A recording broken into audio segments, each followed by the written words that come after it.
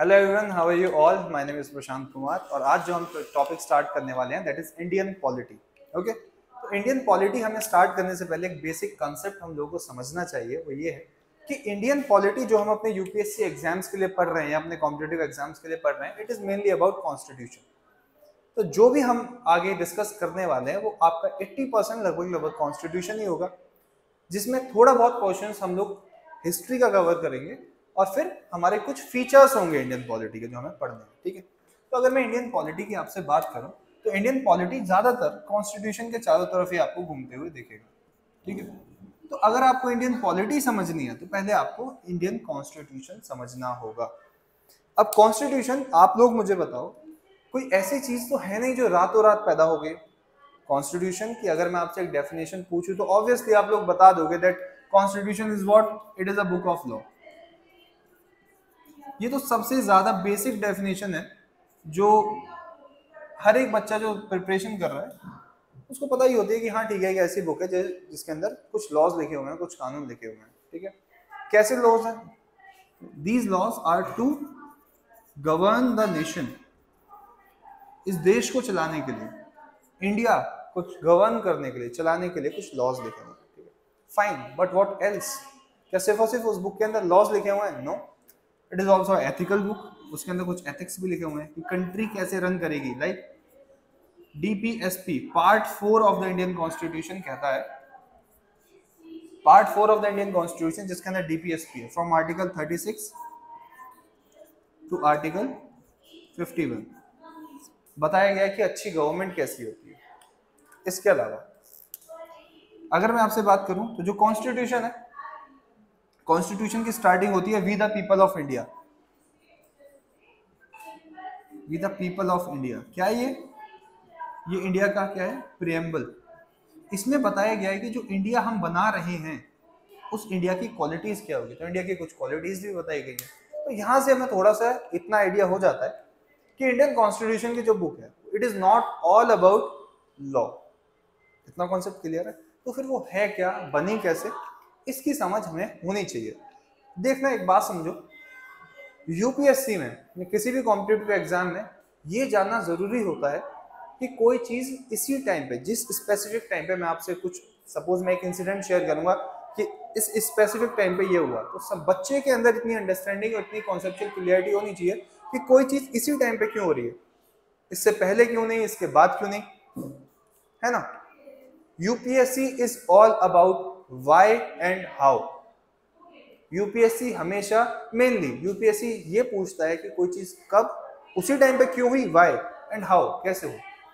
UPSC को कोई मतलब नहीं है कहाँ, कैसे, किस टाइम पे।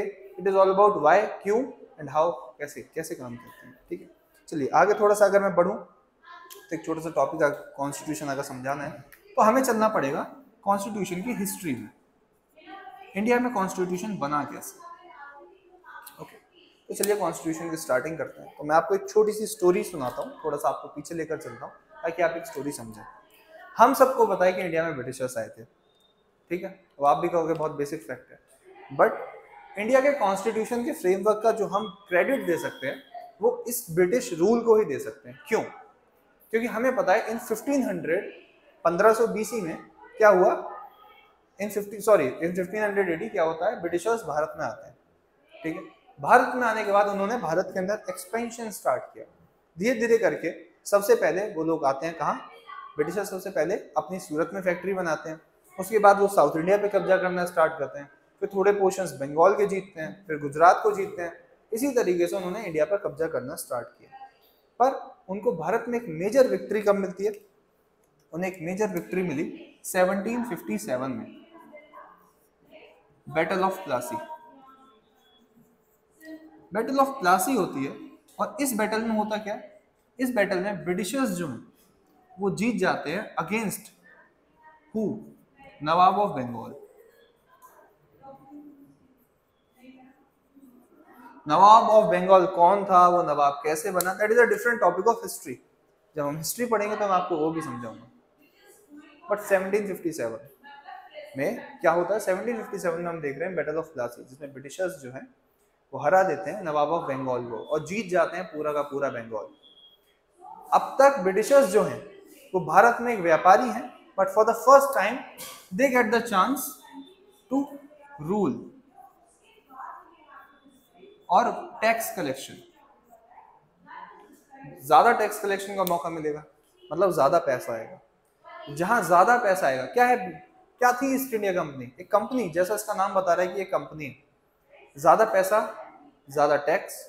ज्यादा टैक्स का मतलब है कंपनी की आमदनी बढ़ने वाली है, और कंपनी तो एक कंपनी है। और प्राइवेट कंपनी के अंदर स्टार्ट हो जाता है क्या? करप्शन। करप्शन स्टार्ट हो चुका है। ये करप्शन और बढ़ जाएगा कब? जब एक दूसरी वॉर होगी, 1764 बैटल ऑफ बक्सर, जिसमें जो कंपनी है वो एक साथ 3 अपने बिगेस्ट एनिमीज को हरा देती है। एक नवाब ऑफ बंगाल, जिसे कंपनी खुद 1757 में जीतने के बाद अपने एक पपेट को नवाब बना देती है बंगाल में। वो नवाब विद्रोह कर देता है, मदद मांगने जाता है, तो वो नवाब ऑफ इलाहाबाद, ओके, नवाब ऑफ अवध जिसे कहा जाता था उस टाइम पे, और मुगल डायनेस्टी का जो उस टाइम पे चीफ थे, इन लोगों से मदद मांगता है। तो Mughal ruler, Nawab of Awadh और नवाब ऑफ बंगाल, ये तीनों किसके ऊपर अटैक कर देते हैं? कंपनी के ऊपर। और कंपनी की आर्मी बेशक स्ट्रेंथ में छोटी है, पर सुपीरियर वेपन्स के साथ, डिसिप्लिन के साथ और टैक्टिकल के साथ, क्योंकि उनके जो लीडर है, उस समय के जो वॉर लीडर्स हुआ करते थे ब्रिटिश आर्मी के लिए, those leaders are highly trained, बहुत हाईली ट्रेंड लीडर्स हैं। उनकी लीडरशिप में ब्रिटिश जीत जाते हैं, और इन तीनों को हराने के बाद बैटल ऑफ बक्सर में ये डिसाइड हो जाता है कि इंडिया से ईस्ट इंडिया कंपनी नहीं जाने वाली, और अब इंडिया के और बड़े पोर्शन पर इनको टैक्स कलेक्शन का राइट मिल जाता है। और ज्यादा टैक्स मतलब और ज्यादा करप्शन। अब एक चीज बताओ, क्या इंडिया में कोई भी ऐसी कंपनी है जो बिना सरकार को टैक्स दिए काम कर सकती है? अगर आपको कोई इनकम हो रही है तो आपको सरकार को टैक्स देना होगा। होता क्या है कि ईस्ट इंडिया कंपनी ब्रिटेन में कोई टैक्स नहीं देती। क्यों? क्योंकि ईस्ट इंडिया कंपनी ओनर्स को बोलती है, और जो किंग है, जो ब्रिटेन की पार्लियामेंट है और ब्रिटेन का किंग है, उससे कहती है कि ईस्ट इंडिया कंपनी घाटे में चल रही है। दो बातें, ईस्ट इंडिया कंपनी जो है, अगर हम यहां बात करें, ईस्ट इंडिया कंपनी जो है लॉस मेकिंग बताया जा रहा है इसको, पर इसके जो ऑफिसर्स रिटायर होके ब्रिटेन में वापस रहने जा रहे हैं लंदन में, उन्हें क्या कहा जा रहा है? उनको एक टाइटल दिया गया, ठीक है, उन्हें टाइटल दिया गया ब्रिटिश नवाब्स, क्योंकि इनकी लाइफस्टाइल जो है बिल्कुल नवाबों जैसे, क्योंकि इन्होंने पैसा लूटा है। यहां से पार्लियामेंट को ये समझ में आता है कि हमें कुछ भी करके जो करप्शन है इसको कर्ब करना पड़ेगा, इसको रोकना पड़ेगा। इसीलिए पहली बार जो ब्रिटेन पार्लियामेंट है वो इंडिया में करप्शन को रोकने के लिए क्या बनाती है? कुछ रूल्स एंड रेगुलेशन। सीधे शब्दों में अगर कुछ कहूं तो लॉज। पहली बार भारत में कोई ऐसे लॉज आते हैं जो पूरे इंडिया के रूलर के ऊपर, पूरे इंडिया के ऊपर एप्लीकेबल है। एक ऐसी कंपनी जो इंडिया को रूल कर रही है, उसके ऊपर ये सारे के सारे रूल्स एप्लीकेबल है, ठीक। तो यहां से हमने क्या पढ़ा? Constitution is a book of law, ठीक है। इसकी शुरुआत होती है रूल्स एंड रेगुलेशंस जो बनाए गए थे रेगुलेटिंग एक्ट ऑफ 1771। ये पॉलिटी का एक सेपरेट टॉपिक है, बट आपको एक हिंट दे रहा हूं।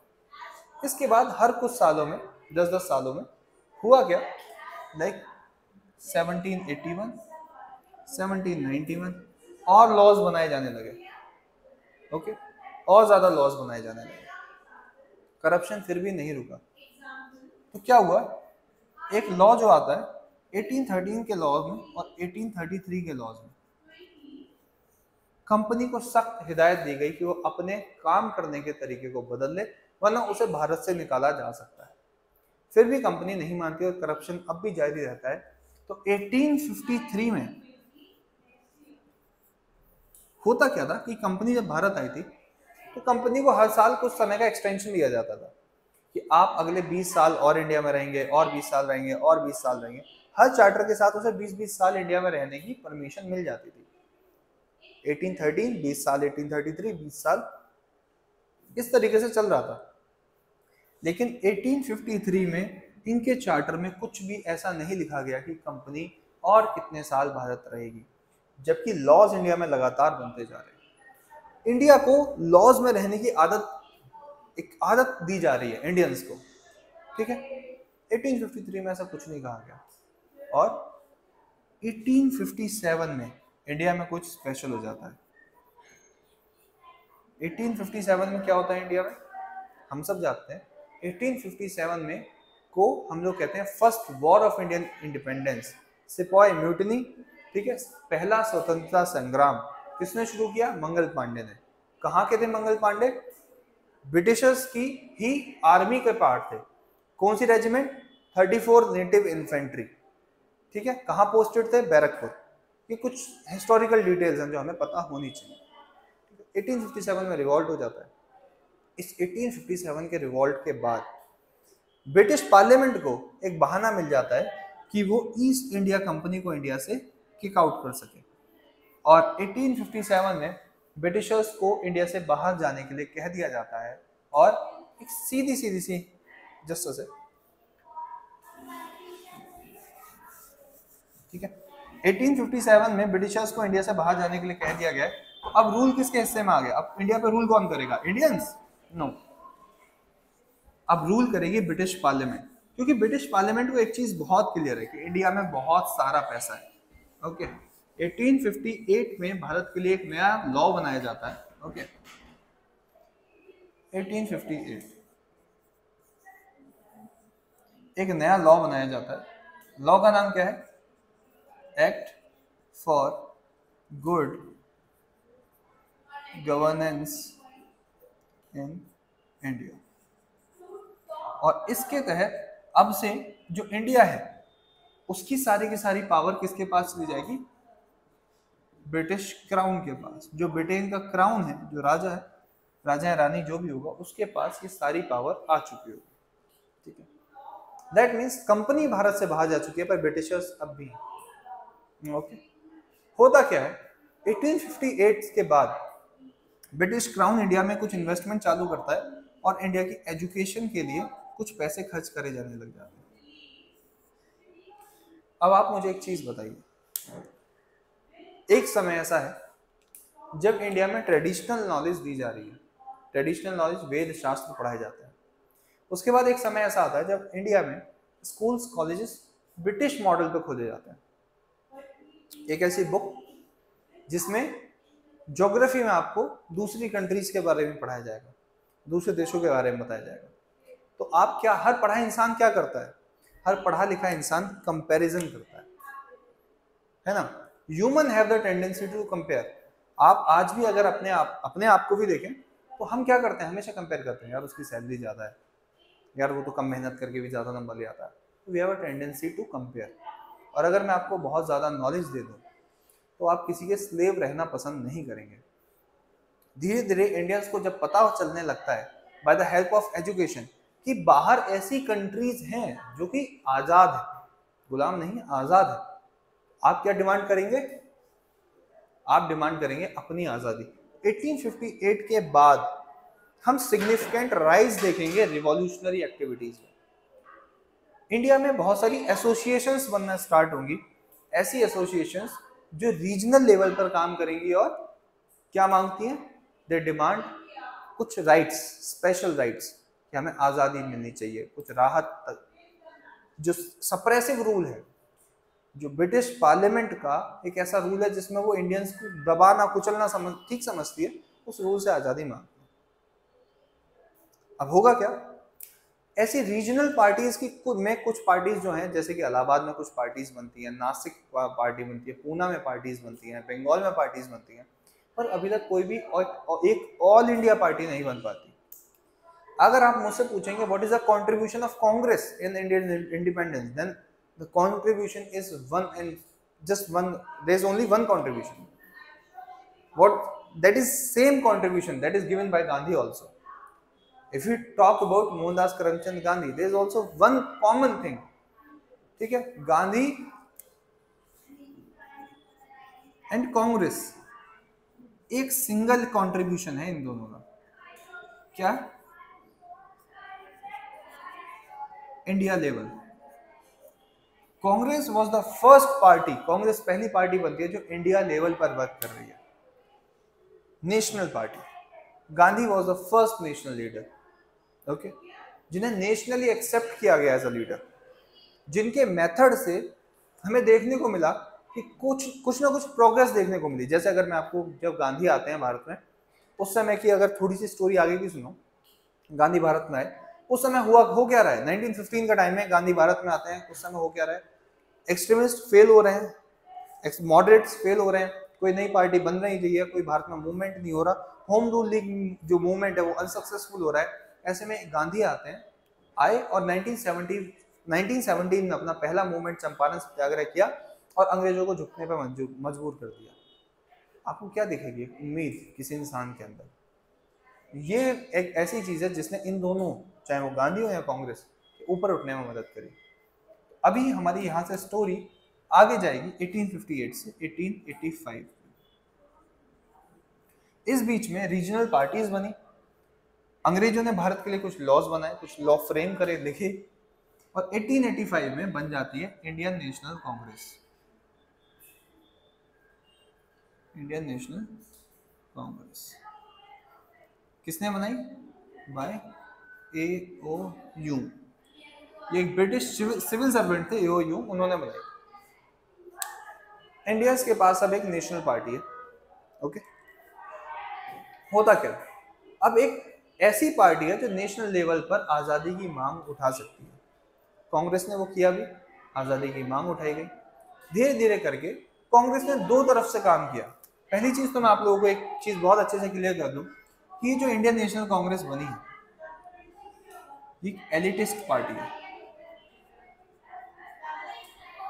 इसके फाउंडिंग मेंबर्स बहुत अमीर हैं, कोई भी गरीब फाउंडिंग मेंबर इसका पार्ट नहीं है।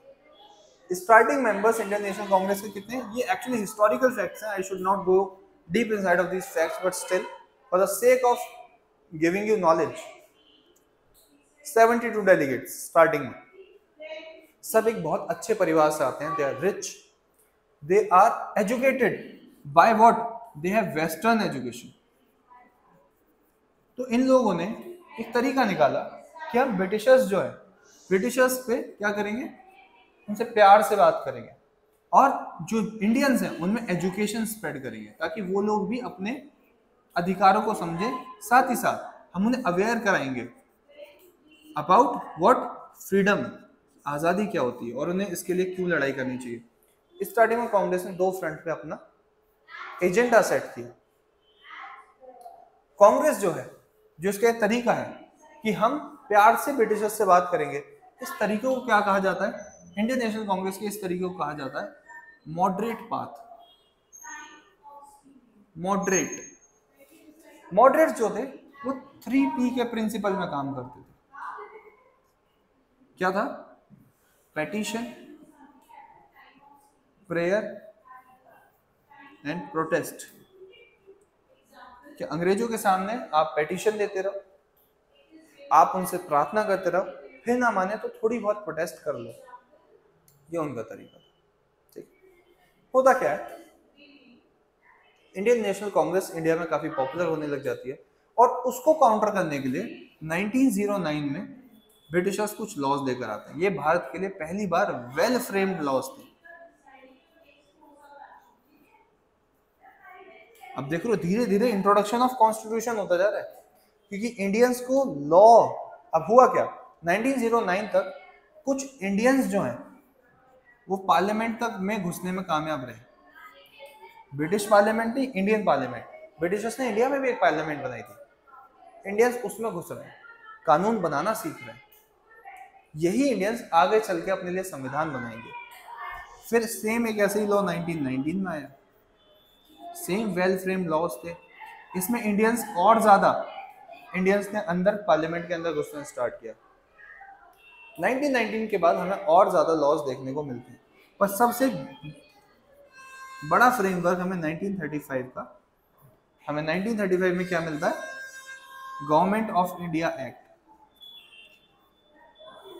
जो कुछ कुछ आज के संविधान के जैसा ही था। ओके, इस बीच में कुछ प्रोग्रेस हुई। भारत में 1923 में कांग्रेस को तोड़ के एक दूसरी पार्टी बन जाती है, इसका नाम है स्वराज पार्टी। ये कांग्रेस का ही पार्ट था। इसने इलेक्शन लड़ा और ये काफी अच्छी मेजॉरिटी से जीते, समवेयर अराउंड 42 सीट्स इन लोगों ने जीती थी। होता क्या है, इतनी सीट्स मिलने के साथ इन लोगों ने अपनी वॉइस उठानी स्टार्ट करी और for the first time in India, Swaraj नाम से ही पता चल रहा है, they demanded what? Freedom. Swaraj की मांग करने वाली पहली पार्टी स्वराज पार्टी बनी। उन्होंने भारत की आजादी के लिए आवाज उठाई। इसके बाद हमें 1929 जस्ट हाँ 1929 वाला सेशन हमें याद रखना चाहिए। क्या हो रहा है इस सेशन में? जवाहरलाल नेहरू सुभाष चंद्र बोस की मदद से क्या बन जाते हैं? कांग्रेस के प्रेसिडेंट। ठीक है, और दिसंबर 1929 को नेहरू क्या करते हैं? कांग्रेस जो है उसका एक एम सेट कर देते हैं। प्रेसिडेंट है, कुछ भी कर सकते हैं। एक एम सेट किया कि आज से कांग्रेस का एक एम होगा, वो क्या है? कंप्लीट इंडिपेंडेंस, पूर्णता आजादी, पूर्ण स्वराज। ठीक है, इससे ब्रिटिशर्स बहुत ज्यादा घबरा जाते हैं। अब तुम्हें समझ में आ रहा है? क्योंकि किसी भी देश की अगर तुम्हें पॉलिटी समझनी है, मैं ये सब पढ़ाने का मकसद ही है कि अगर किसी कंट्री की पॉलिटी समझनी है तो दो चीजें पता होनी चाहिए, उसका देश का कॉन्स्टिट्यूशन और उस देश की गवर्नमेंट। धीरे धीरे इंडिया में गवर्नमेंट कैसे बनी और उस गवर्नमेंट में इंडियंस कैसे कैसे एंटर होना स्टार्ट हुए। एक तरफ मैं तुम्हें ये समझाने की कोशिश कर रहा हूँ और दूसरी तरफ मैं तुम्हें साइड बाय साइड समझा रहा हूँ कि किस तरीके से इंडिया में लीगल फ्रेमवर्क बना, लॉज को फ्रेम करने के जो प्रोसीजर है वो स्टार्ट हुआ। आई होप ये दोनों पहलू जो हैं ये तुम्हें समझ में आ रहे होंगे। आगे चलते हैं। इसी के साथ 1935 में गवर्नमेंट ऑफ इंडिया एक्ट आ जाता है, जिसमें इंडियंस जो हैं उन्हें उनके खिलाफ बहुत सारे रूल्स बनाए गए, इंडियंस को दबाने की कोशिश करी गई और इंडियन लीडर्स को जेल में डाल दिया गया। बट हम देखते हैं वर्ल्ड वॉर 2 स्टार्ट हो जाती है। कब होती है world war 2 start? Comment section में जरूर बताना। वर्ल्ड वॉर 2 स्टार्ट हो जाती है और इस बार ब्रिटिश आर्मी की जरूरत है। किसको? ब्रिटिश आर्मी की जरूरत है, सॉरी इंडियन आर्मी की जरूरत है ब्रिटिशर्स को, क्योंकि वर्ल्ड वॉर 2 स्टार्ट हो चुकी है और जर्मनी से लड़ने के लिए इंडियन सोल्जर्स चाहिए। जो ब्रिटेन के प्राइम मिनिस्टर हैं, ब्रिटेन के प्राइम मिनिस्टर जो है उन्होंने डिक्लेयर कर दिया कि इंडियन सोल्जर्स उनका साथ देंगे, जिससे इंडियन लीडर्स नाराज हो गए, गांधी जी भी नाराज हो गए। उन्होंने मना किया, बोले इंडियन जो सोल्जर्स हैं वो आपका साथ नहीं देंगे। ब्रिटिशर्स डर गए, उन्होंने सोचा क्या किया जाए, तो उन्होंने इंडियंस को कहा कि हम आपसे नेगोशिएट करना चाहते हैं। नेगोशिएशन की शर्त ये रखी गई कि जेल में बंद कांग्रेस के नेताओं को बाहर निकाला जाए और फिर बात होगी। इंडियंस को मनाने के लिए 1940 में अगस्त ऑफर भारत आता है, जिसमें भारत को डोमिनियन स्टेटस देने की बात करी गई। डोमिनियन स्टेटस का मतलब यह है कि हम आपको पूर्णतः आजाद नहीं करेंगे, हालांकि कुछ मैटर्स पे फैसला लेने की इजाजत आपको होगी, पर कुछ मैटर्स के, इंडिया के कुछ मैटर्स पे फैसला ब्रिटेन लेगा, जैसे कि इंडिया का डिफेंस, फाइनेंस, कम्युनिकेशन, ये सब चीज, फॉरेन रिलेशंस, ये सब ब्रिटिशर्स संभालेंगे और जो इंडियंस है वो अपना बाकी देश संभालें, कोई दिक्कत नहीं है। इंडिया में इस समय दो नेशनल पार्टी हैं, इंडियन नेशनल कांग्रेस और मुस्लिम लीग, दोनों ने इस प्लान को नकार दिया। 1942 में एक दूसरा ऑफर भारत आता है, जिसे कहा जाता है क्रिप्स मिशन, जिसमें इंडिया को इंडिपेंडेंट करने के लिए कहा जाता है, बट उसके लिए कोई फिक्स डेट नहीं दी जाती, इसको भी रिजेक्ट कर दिया जाता है। 1946 में एक थर्ड अटेम्प्ट किया जाता है, और वो थर्ड अटेम्प्ट क्या है, उसे हम कहते हैं कैबिनेट मिशन प्लान।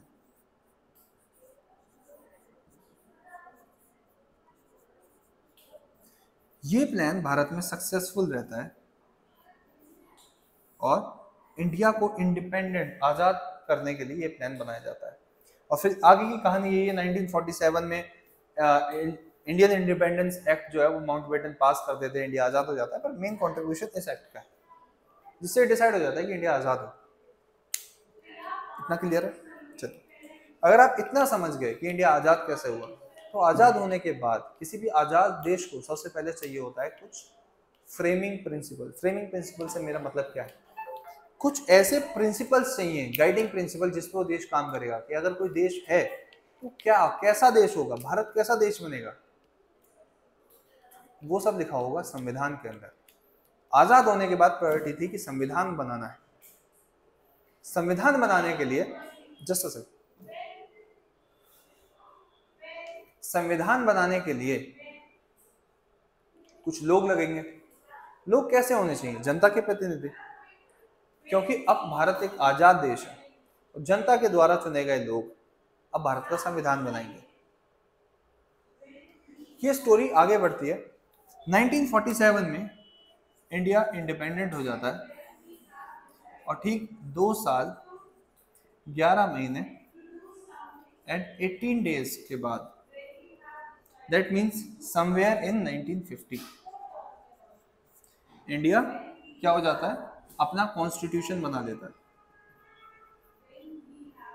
क्या थी वो डेट? 26 जनवरी 1950 को इंडिया अपना कॉन्स्टिट्यूशन बना लेता है। तो एक एस्पेक्ट तो मैंने आपको समझाई इंडिया के आज़ाद होने की और धीरे धीरे इंडिया का लीगल स्ट्रक्चर बनने की, इंडियंस के लॉ मेकिंग प्रोसीजर में पार्टिसिपेट करने की। अब अपने आप में ये एक अलग स्टोरी है कि इस 2 साल 11 महीने 18 दिन के अंदर इंडिया में क्या क्या हुआ, कॉन्स्टिट्यूशन कैसे बना, ये हम अगले चैप्टर में कवर करेंगे। जो हमारी अगली वीडियो होगी उसमें हम यही टॉपिक डिस्कस करेंगे, the making of Indian constitution, India का कॉन्स्टिट्यूशन बना कैसे। तब तक के लिए हैव अ नाइस डे। आप इस चैनल को लाइक शेयर सब्सक्राइब कर सकते हैं, अपने दोस्तों के साथ शेयर कर सकते हैं, and that's it. Have a nice day.